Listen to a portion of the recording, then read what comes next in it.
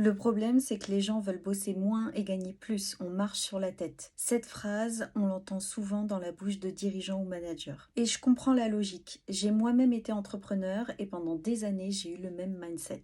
Mais je vais vous expliquer pourquoi on a tous eu tort, moi y compris, et pourquoi les salariés ont raison de demander à travailler moins et gagner plus. Dans la logique, plus on travaille, plus on est productif. Mais comme tout dans la vie, tout est question d'équilibre. On nous dit que manger des noix, ça nourrit le cerveau pour être plus performant, mais si on mange 1000 noix, eh bien ça fait l'effet inverse sur notre santé. À l'inverse, si on mange aucun aliment pour nourrir le cerveau, eh bien notre cerveau va pas être plus performant. Si on prend le sport comme exemple, si on fait 10 heures de sport par jour, eh bien le corps s'épuise, notre santé en prend un coup. Si on fait zéro sport tous les jours, eh bien ça affecte aussi notre santé. Au même titre, je pense que tout le monde est d'accord pour dire que si on bosse de 6 heures du matin à minuit tous les jours, le mental s'épuise assez rapidement. Non seulement ça affecte notre santé, mais c'est aussi contre-productif. Parce qu'on va faire beaucoup plus d'erreurs, on réfléchit pas correctement, etc. À l'inverse, si on travaille 1 minute par jour, que ce soit pour une entreprise ou un projet personnel, eh bien on n'est absolument pas productif et en plus de ça, on nourrit pas le besoin d'accomplissement qui fait partie de notre bonheur. Alors, où est l'équilibre? C'est la question que je me suis posée puisque je me suis aperçue qu'il y avait de plus en plus de salariés épuisés et malheureux et de plus en plus d'entreprises qui peinent à tenir la barre. Pour le savoir, il faut comprendre l'évolution du travail qu'on a eu ces 20 dernières années. On va partir du constat qu'il y a 20-25 ans, le bonheur/santé et la demande de performance et de productivité étaient assez équilibrés. Bon, ce n'était pas vraiment le cas, mais on va dire que c'était beaucoup plus équilibré que maintenant, vous allez voir pourquoi. Avec la mondialisation, l'ouverture des frontières, l'émergence de nouveaux transports, etc., il y a eu beaucoup plus de compétition entre les entreprises. Du coup, elles ont coupé certains budgets, souvent liés à la qualité de vie au travail,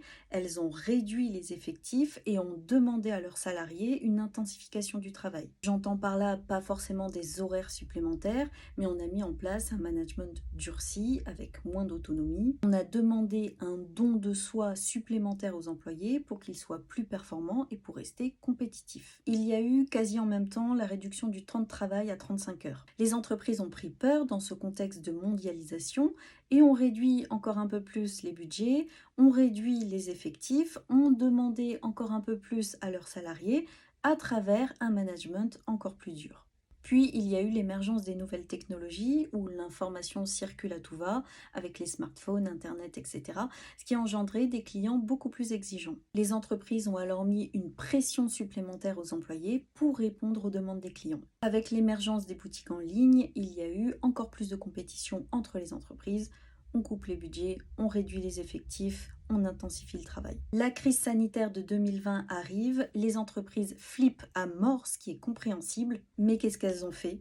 Elles ont coupé les budgets, elles ont réduit les effectifs, elles ont intensifié le travail. Avec l'arrivée du télétravail, le travail s'infiltre partout, tout le temps, et les employés sont constamment reliés au travail.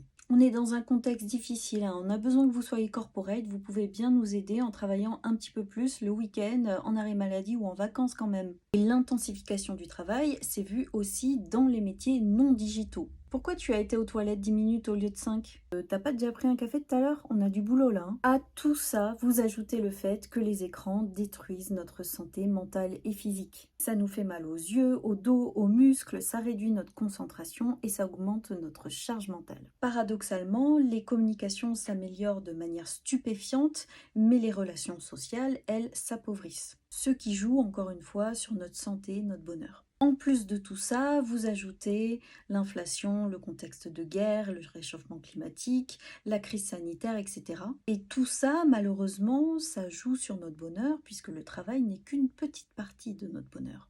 En 20 ans, on a créé un déséquilibre sans précédent. Mais dites-vous que ça, c'est la demande d'intensification du travail. La réalité, elle est tout autre. La productivité et la performance sont au même niveau que le bonheur et la santé. Si je reprends l'exemple du sport, imaginez-vous qu'on vous demande de faire 8 heures de course à pied par jour, tous les jours, dans une durée de temps donnée, avec un nombre de kilomètres précis. Sinon, vous ne pouvez pas vous nourrir et vous loger.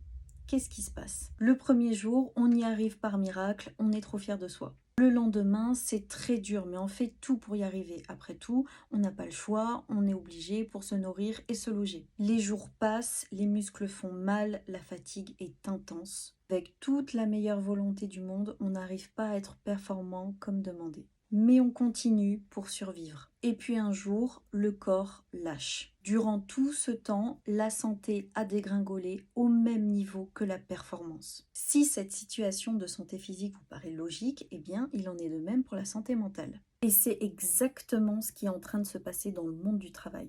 En 2007, l'OMS avertissait déjà sur la détresse psychologique grandissante dans les entreprises. Avant, on parlait de pénibilité physique. Aujourd'hui, on est en plein dans la pénibilité mentale. On est dans une société déshumanisée, épuisée, essorée. Ce n'est pas pour rien que les épuisements professionnels explosent, que les démissions explosent, que les arrêts maladie explosent, que le désengagement explose. La performance d'une entreprise est au même niveau que la santé et le bonheur de ses employés. Et le fait de penser que la productivité c'est une histoire de temps, que plus on travaille, plus on est productif, c'est erroné. C'est vrai que dans une très courte durée. La productivité réelle sur du moyen et long terme, c'est une histoire de bonheur. Et dans le bonheur, j'inclus la santé. Alors, en tant que dirigeant, vous avez peut-être du mal à croire que la situation est si dramatique que ça, et c'est normal. En fait, quand on est dirigeant, le travail prend beaucoup plus de place dans l'épanouissement global. On n'a pas forcément besoin de voir tout le temps des proches, on n'a pas forcément de faire tout le temps des loisirs, puisque notre bonheur, on le trouve dans notre projet entrepreneurial. Donc, l'intensité de votre travail, elle est encore plus élevée, ça, on est d'accord là-dessus. Mais vous mettez entre parenthèses beaucoup de choses de votre vie personnelle, ce qui fait que vous êtes plus épanoui dans le travail que les salariés. Ensuite, parce que sûrement que vous gagnez plus que vos salariés, vous avez peut-être de l'aide permanente. La personne avec qui vous partagez votre vie, qui va faire les courses et la cuisine, une nounou qui va récupérer les enfants et qui va les aider dans leurs devoirs, un assistant qui vous assiste à toutes les tâches chronophages de votre vie. Tout ça, c'est de la charge mentale en moins, ce qui fait que votre bonheur et votre santé sont moins impactés que la moyenne. Maintenant que je vous ai expliqué tout ça, eh bien, qu'est-ce qui se passe si on réduit le temps de travail? Le bonheur est amélioré, donc la performance aussi. Qu'est-ce qui se passe si on augmente les salaires? Le bonheur est amélioré et peut-être qu'on aura l'occasion, nous aussi, de se payer une nounou pour soulager notre charge mentale. Et la performance s'améliore au même niveau. Là, je ne vous parle que de réduction du temps de travail et augmentation du salaire, mais des leviers du bonheur, il y en a plein. Si demain vous mettez du sport en entreprise, des salles de sieste, si vous permettez aux gens de faire beaucoup plus de pauses, si vous embauchez des managers qui ont un excellent relationnel et qui vous apportent la reconnaissance nécessaire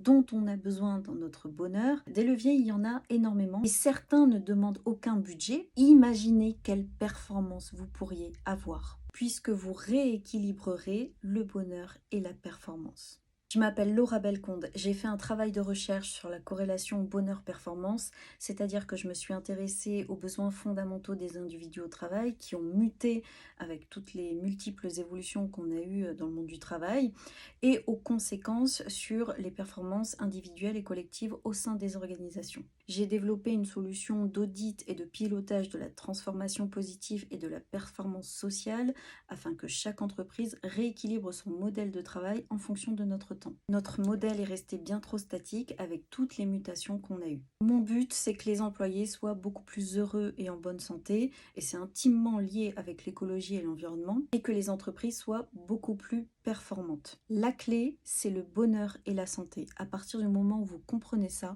vous rentrez dans un cercle vertueux. Si vous voulez en savoir plus, je vous invite à me contacter directement.